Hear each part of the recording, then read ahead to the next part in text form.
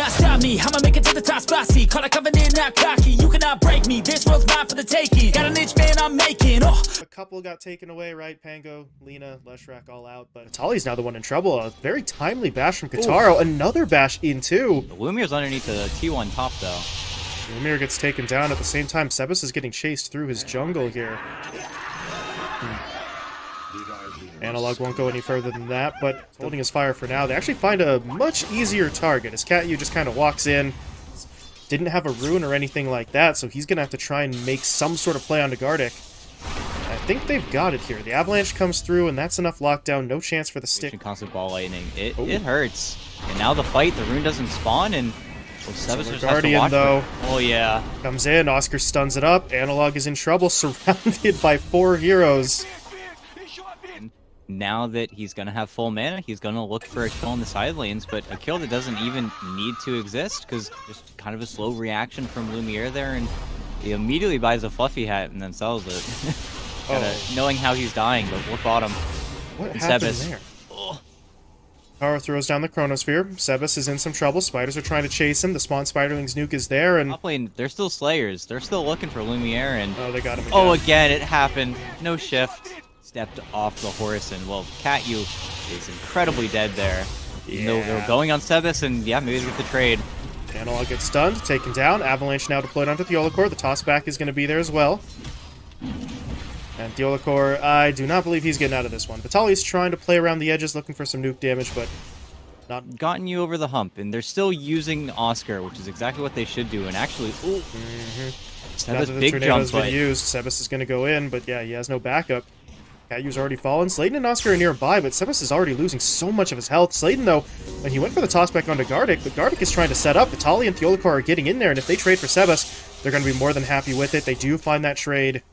They are looking for something. They're looking for Vitali here. They toss Katyu onto him, so they will get the root down, and that is a kill that they desperately needed. They honestly do it cleanly, and I like the reactions from Slayton. They drop the ward, they see him. Slayton knows, I can't hit him immediately, but...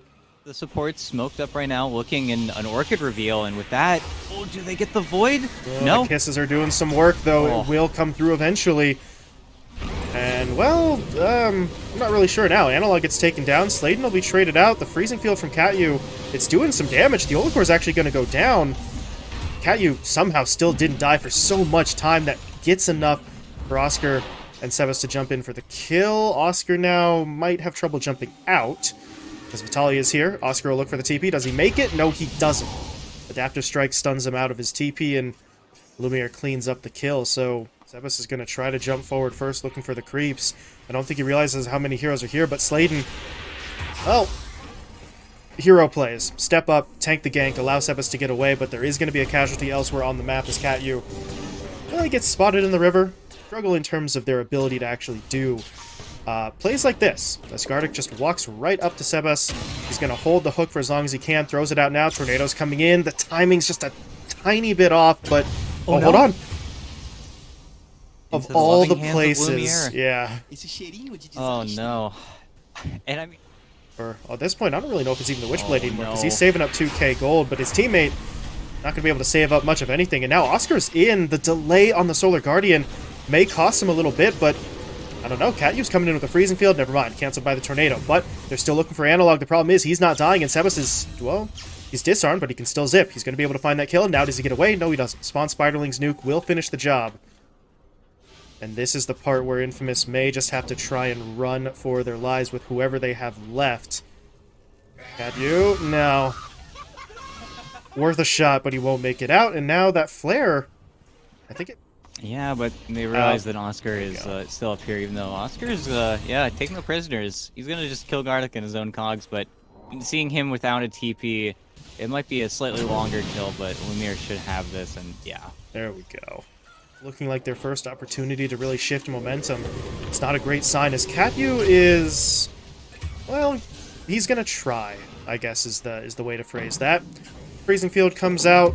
Didn't really do too much before it was canceled by Lumiere, and they're able to find themselves a bit of a free pickoff, but gotta basically TP right this second, but they're looking for him. They've got the flare down, the jetpack's coming in, Gardic is looking for his moment. Analog honestly could just start the fight himself, but he's waiting for reinforcements. The dilation comes out, Kitaro knows, I'm slowed by the Ghost Walk, somebody's here. but he is still going to get jumped in on. Does die, however. The rest of the lineup, rather than supporting him, actually ran into Lumiere first, and they did kill him. So, at this point, that trade's pretty solid. This trade is kind of bad, though. Sebas does get taken down. He jumps the gun, trying to go for Analog alone, and... Sladen. Nope. Oh, they found him. They get the vision. Lumiere's going to morph into the tiny... okay. He uses the toss. I was going to say he morphed into him, but then didn't use anything, but...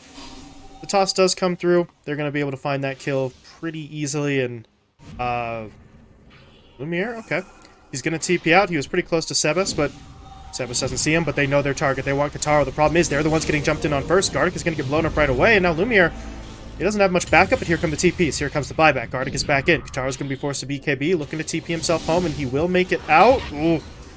Just barely. The hookshot was seconds behind him, but they do manage to get out. While they were doing that, though, Analog, I believe he just, well, didn't solo kill Sebas. Theolacor was there to help him, and Theolacor has to stay behind to make sure his teammate gets out, but...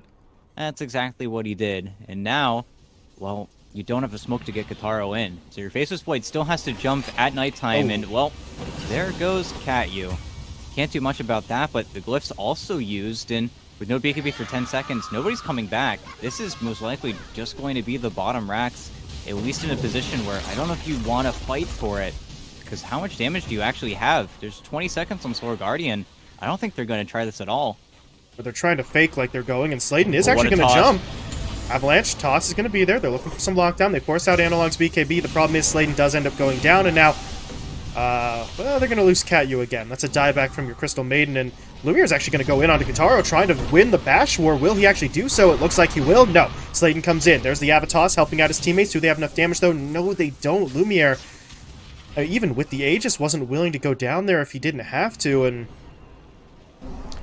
Well, honestly, fair enough, right? If he dies there, sure, he comes back, but his team was so out of position, I don't think they would have gained anything from using the Aegis in that position. As Sladen, that's not the spider you were looking for. Unfortunate, as he does go down. Lumiere, though, jumps back in. He's going to get pulled in by the Vortex. Kitaro, will he pull the trigger? Chronosphere is available, but he doesn't want to use it on the first life. The problem is, you have to actually get through the first life to make that valid in terms of your strategy, and Lumiere just doesn't seem to care. He can. If they're not going to use Chrono, I really don't think there's much of a fight to be had. They're going to try to jump in with Oscar, but that immediately falls apart. Kitaro still will not Chrono, but he's lost his teammate. Oscar goes down, the mid-rack's taken in its entirety, and...